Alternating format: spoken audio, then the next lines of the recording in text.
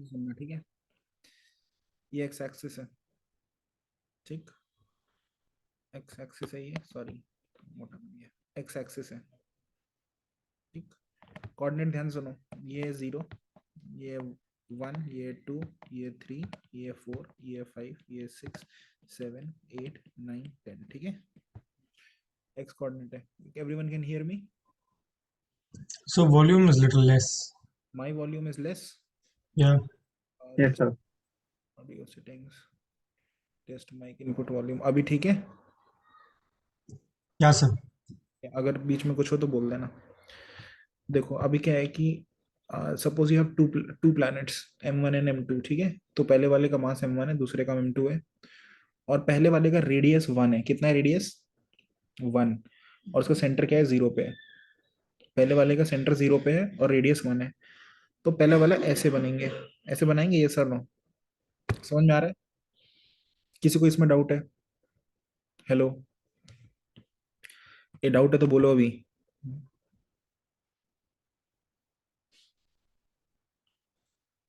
Hello, आवाज आ रही है कि नहीं? Yes, sir. समझ में आ गया ये? Yes, sir. ऑब्जेक्ट। तो पहले वाले का एम, जो R1 इज 1, ठीक है, और इसका मास M1 है, और इसका सेंटर है वो 0,0 पे, ठीक है, 0 पे। M2 जो है ना, M2, उसका रेडियस मान लो 2 है। उसका रेडियस कितना है? 2। और उसका सेंटर 10 पे है। तो 8 से 10 और फिर 12 पे भी उसका एक एंड होगा। और ये है M2, और इसका R2 इज 2, ठीक है। समझ में आ रहा है कि नहीं? हेलो, क्या क्या हाँ। क्वांटिटी लिख रखी है यहाँ पे? क्या क्या लिख रखी है? एक है M1 लिख रखी है, एक R1 लिख रखी है, एक M2 लिख रखी है, और एक R2 चार क्वांटिटीज लिख रखी है। ये सर नो? अब मैं तुमसे पूछ रहा हूँ, what is the force of attraction between them? जल्दी बताओ, आंसर क्या है? जल्दी बोलो, what is the force of attraction between them? So GM1, M2 by R square. G M1 M2 by R square. R क्या है? Distance between? The Their distance centers between the body. कितना है वो यहाँ पे? What 10. question is this? ये अभी मैंने सामने तुम्हारे से पूछ रहा हूँ, this is Oh, okay. So what is the force between them? Hello ध्वनि, you're frozen. hello. Yeah, do you understand that this is 10 square? Hmm? No. Okay. यार इसका तो वीडियो फ्रोजन है। Hello, Hello. Yes, can you hear me?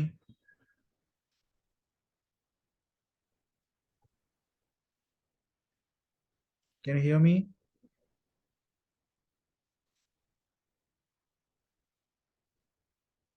No. ध्वनि, you see the recording, I don't know. Everyone has understood that this is 10, why it is 10?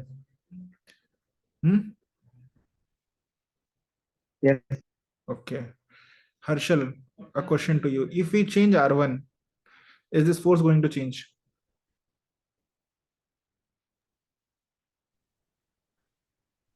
If you change Harshal? R1.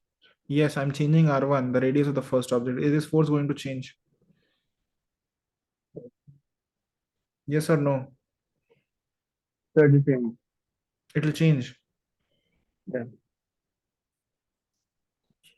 Jay, Jay, Sir, yes, it will change. कहाँ पे आ रहा है इस equation में R1? Like if you increase R1, the center will be somewhere else. So उसका distance centre छोटा हो उतना जाएगा. वही है, सेंटर यहीं पे बड़ा हो जाएगा ना। Okay, fine. So Then then it हाँ. won't change. तो जब तक मैं क्या चेंज करना पड़ेगा फोर्स को चेंज करने के लिए? या तो मासेस चेंज करने पड़ेंगे, या फिर उनके बीच का डिस्टेंस चेंज करना पड़ेगा, राइट? रेडियस चेंज करने से नहीं होने वाला। ओके, लिखो, that means even if M2 was a point size mass, even if M2 was a point sized mass, right, the force would remain same. Yes और no? Do you understand this? Right? Next, even if m1 is also point sized, then also, so you have the three cases. First case, three cases नहीं, four cases बल्कि. पहला case है m1 m2 both are not point sized. m1 का radius 1 है, m2 का radius 2 है, तब भी फोर्स वही है. यस और नो? सेकंड केस है कि m1 का रेडियस 1 है लेकिन m2 पॉइंट साइज्ड है, तब भी फोर्स वही है. थर्ड केस है m1 पॉइंट साइज्ड है, m2 का रेडियस 2 है, तब भी फोर्स वही है. और फोर्थ केस है दोनों पॉइंट साइज्ड है लेकिन सेंटर भी वो 0 और 10 पे है, तो फोर्स क्या है? वही है. क्या ये बात यू हैव अंडरस्टूड? सबको समझ में आ गई है? ठीक है. दैट मीन्स, ये लिखो, जल्दी से लिखो.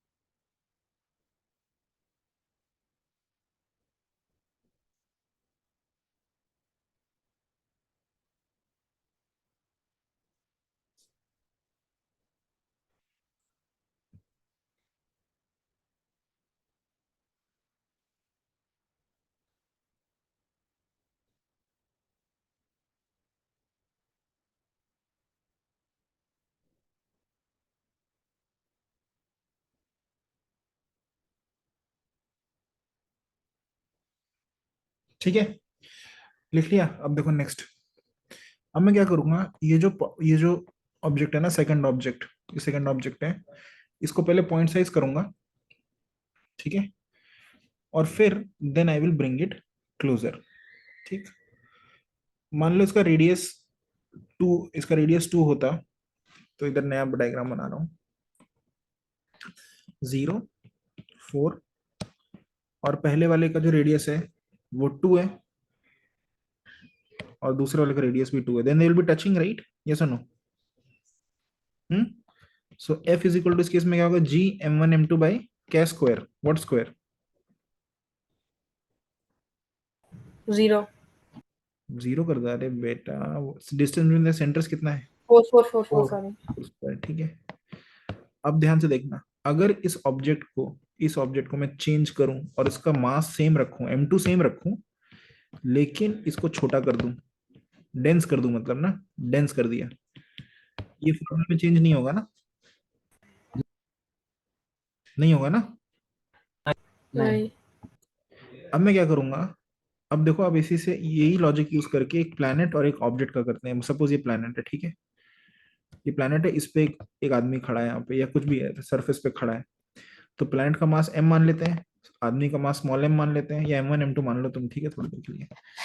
और what is the distance between their centres? इसका सेंटर में आदमी का तो यहीं पे है, प्लैनेट का इधर है, तो distance between the centre becomes radius of the planet. Okay,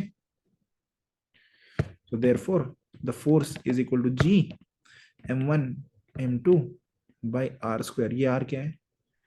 This r is the radius of the planet. Okay, understood? समझ में आ रहा है ये?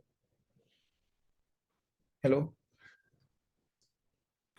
Yes, sir.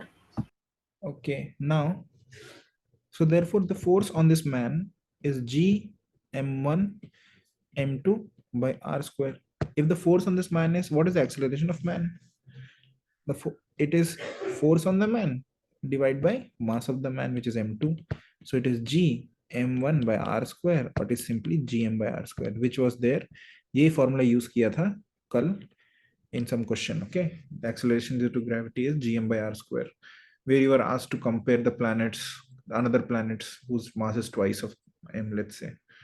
ठीक है, इसका वैल्यू जब तुम कैलकुलेट करोगे ना अर्थ के लिए जब जी डालोगे, एम डालोगे, आर डालोगे, तो आएगा एक्सेलरेशन इज 9.8 मीटर पर second square. Okay okay, and this value is independent of the mass of the man. As you can see, there is no mass of the man coming. Okay, fine, understood. अच्छा, one thing more. अच्छा, ये done. ठीक है, अब when you are outside the planet, so let's say जो M2 है ना, उसको तुम उठा के, जो M2 है इसको उठा के तुम दूर लेके जाते हो, प्लेनेट से दूर लेके जाते हो. ठीक है, तो इजी है, इट डज नॉट, तो कुछ नहीं है. What is the force? बस distance between their centres. So distance between the centre कितना है? अगर दूर है तो ये हो जाएगा distance between the centres, right? ये हो जाएगा ना. Understood? Are you getting this everyone? ठीक है, तो देयरफॉर इसका जो, अगर ये बाहर है ऑब्जेक्ट, अगर ये बाहर, देखो अब ये बाहर जब होता है तो कैसे मैथमेटिकल ट्रीटमेंट करते हैं, when it is outside earth, outside earth, so the acceleration is gm by what is the distance, right? अब डिस्टेंस कितना है? सपोज ये अर्थ है, इससे तुम x डिस्टेंस पे हो. ठीक है, कितना है? x, तो it is x square. Yes और no? Yes, everyone got it? Now you can either call the distance from the centre of the earth as x, or you can also call k by distance from the surface of the earth is h, so x becomes r plus h, right? समझ में आया? so therefore इसके x की जगह what will I put? so हम r plus h whole square. r plus h whole square. ठीक है, इसके बाद बाइनोमियल में एक अप्रोक्सीमेशन होता है. अप्रोक्सीमेशन ये होता है, कैसे, इससे कैसे आता है 1 minus 2h बार, वो बताता हूँ. So for large distances, this is true. Okay, this is valid every time for large distances when h is, मतलब this is all actually always true. So ठीक है, now एक केस होता है if s is much less than r. If h is much less than r, then what happens? See, आप ना नीचे से h कॉमन लो, नहीं r कॉमन लो, तो आएगा gm by r square 1 plus h by r square. ये सुनो, ठीक है, इसको लिख दो gm by r स्क्वायर, और फिर लिख दो 1 plus h by r की पावर -2. ठीक, लिख लिया इतना?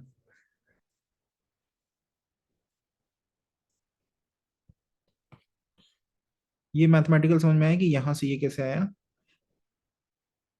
बस r कॉमन लिया तो r स्क्वायर, और अंदर बचेगा 1 plus h by r, the whole square नीचे, बिकॉज वो नीचे पावर है 2, you can bring it up upper and write 1 plus h by r की पावर -2. ठीक है, now see here, from here, what is the value of gm by r square? Gm by r square is this 9.8, no? So it is also called a small g. ठीक है, acceleration due to gravity, तो इसका value कितना है? Small g. ठीक है, तो उसको मैं लिखूंगा g into 1 plus h by r की पावर -2, राइट? अब क्या करना है, बाइनोमियल, एक बाइनोमियल होता है 1 plus x की power n is equal to 1 plus nx if x is much less than 1. ये एक अप्रोक्सीमेशन है. 1 plus x की पावर n, ये बाइनोमियल पढ़ेंगे हम क्यों होता है. 1 plus x की power n is equal to 1 plus nx. ठीक है, एक्चुअली में देखो ऐसा नहीं होता है, एग्जैक्टली ऐसा नहीं होता. अगर यहाँ क्यूब होगा तो इसमें कितने टर्म आएंगे? 4 टर्म आएंगे ना, पता है तुमको ना, 1 plus x cube plus 3x square plus 3x. But if x is very less than 1, you can approximate it to 1 plus nx. Okay, fine. यहाँ पे जो h by r है ना quantity, if h is much less than r, then you write, then h by r, h becomes less than 1. So this is like x, which is x is less than 1. If that is the case, then 1 plus x की power n की value कितनी है यहाँ पे? -2. So it becomes 1 plus nx. Okay, so this becomes acceleration due to gravity becomes g 1 plus n की value -2 और x की value h by r, which becomes g times 1 minus 2h by r. ठीक है, समझ में आ गया guys, understood? Yes, sir. ठीक, अच्छा। तो ये देखना, एक एक बार मैं रिपीट करवा देता हूँ कि ये वाला जो फॉर्मूला है, जो ये वाला है, ठीक है, ये एवरी टाइम लगता है, ठीक है। एवरी टाइम मतलब समझ में आ रहा है, इट इज ऑलवेज एप्लीकेबल, ठीक। वेदर h इज स्मॉल और h is large, height above the surface small, 0, very few kilometre, 100 kilometre, 1000 kilometre, 10,000 kilometre, ये हमेशा लगता है। But this formula reduces to an approximate this formula when h is very less than r, that is a few kilometers, 1 kilometre, 2 kilometre, 10 kilometre, 50 kilometre, okay, इतना तक चल लगता है, ठीक है।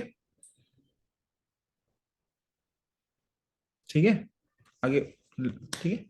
लास्ट चीज जो है डेरिवेशन, वो ये है, ये हैव यू अंडरस्टूड ऊपर जाने वाला? ऊपर जाते टाइम क्या होता है हर्षल जे? ठीक है, अब लिखो नीचे जाने पे, नीचे आने मतलब when you go to a depth. Depth में एक इंटरेस्टिंग कॉन्सेप्ट ये है, इफ यू आर, देखना जल्दी से इसका फिगर बनाओ। सर्कल है, अर्थ है, अर्थ का रेडियस आर है, पर तुम कहाँ हो ना, तुम यहां पर हो, you are distance X from the centre of the earth, ठीक है, ओके। लिखो, इसमें कॉन्सेप्ट ये है, only that part of the earth will attract you, जितना, जितने, whose radius is, whose part is inside, whose part you are enclosing. I'll repeat, only that part of the earth will attract you, which part, that radius which you are enclosing, okay।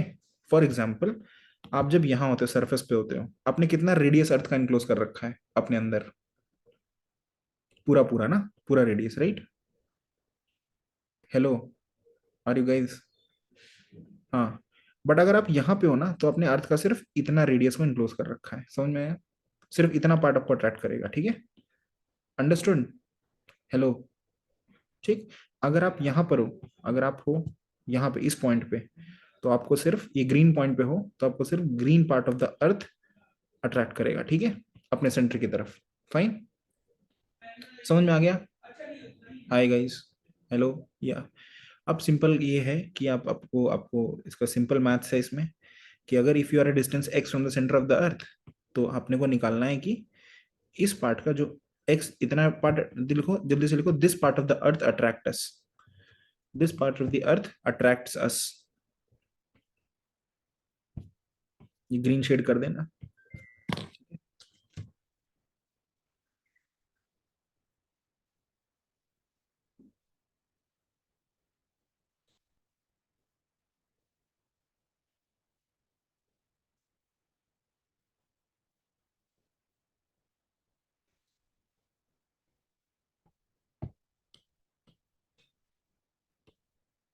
Hello,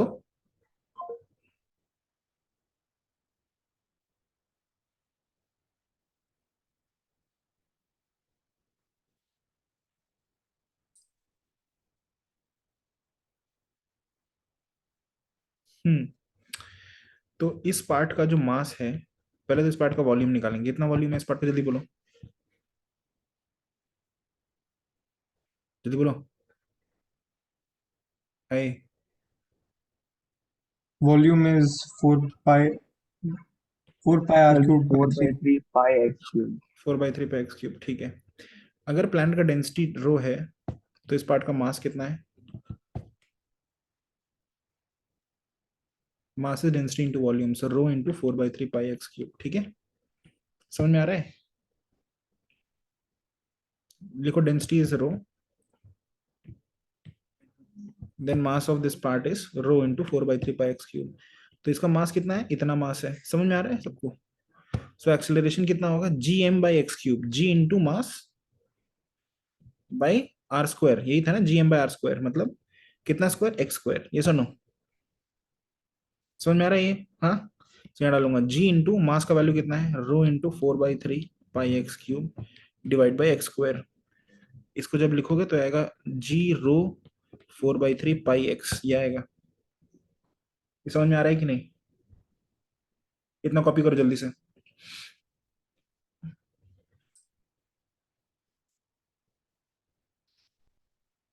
ये derivation exam में आएगा, इसलिए ना इसको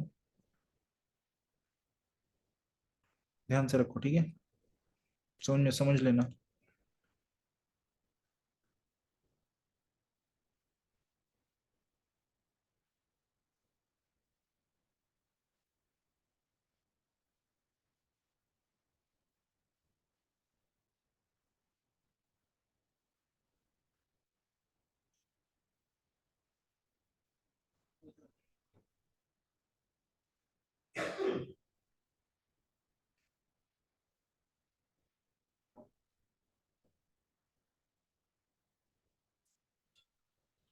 ठीक है, okay next. इसमें क्या है, इसमें थोड़ा सा एक सिंप्लीफिकेशन होता है। जो रो है ना, रो क्या होता है? डेंसिटी। डेंसिटी को लिखते हैं, लिख लिया यहाँ तक? डेंसिटी को हम लिखते हैं, ये था जी इंटू रो इंटू 4/3 पाई एक्स। अब जो डेंसिटी है वो खुद कितनी है? डेंसिटी है mass of the planet divide by radius, पूरा full volume of the planet. So which is g into m mass of the planet by 4/3 pi r cube. और देखो पाई और फिर एक है ऊपर, दिस वाज डेंसिटी। ओके, ये density को सब्स्टिट्यूट किया, जो डेंसिटी है सब्स्टिट्यूट किया ये। बाकी क्या क्या बचा है? 4/3 पाई एक्स बचा है। 4/3 काट दो, पाई काट दो, पाई काट दो, है ना? तो ये बना G M by R cube into X लिखा है। इसको लिखो G M by R square into x by R. Now this is easy formula to remember. G M by R square कहाँ की वैल्यू होती है? ये सरफेस की, इसको जी बोलते हैं, g into x by r. So this is acceleration at depth x. Okay, g into x by r. G is the surface की वैल्यू, सरफेस पे कितना होता है, और एक्स इज द सेंटर से कितना दूर हो आप, और R is the radius of the earth. तो मान लो आप एक्स इज सेंटर से कितना दूर हो, ठीक है? तो मान लो आप सेंटर पे हो, you are at the centre of the earth, तो एक्स की वैल्यू कितनी है? 0। तो वहां पे एक्सेलरेशन कितना होगा? 0। ठीक। सपोज आप सरफेस पे हो, तो सरफेस पे एक्स की वैल्यू कितनी है? r। तो वहां पे एक्सेलरेशन टू ग्रेविटी होगा g into R by R, which is g। Okay, g into 1। अगर आप हाफ रेडियस पे हो सेंटर से, r/2 पे हो, तो फ्रैक्शन जो है ना ब्रैकेट में x by R, it becomes r/2 by r, which is 1/2. So the acceleration due to gravity becomes g/2. Okay, so you can think of the acceleration at a distance x from the center is g into fraction of the distance as a radius.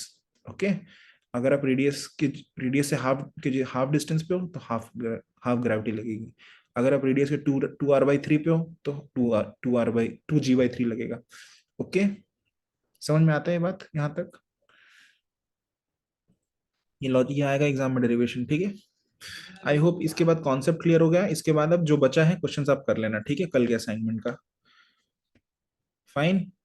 इसके बाद बस एक lecture और बचेगा, gravitation खत्म, और उसके बाद मैं पढ़ाऊंगा थोड़ा सा जो बचा हुआ रोटेशन है। ठीक है, ठीक, बाय बाय।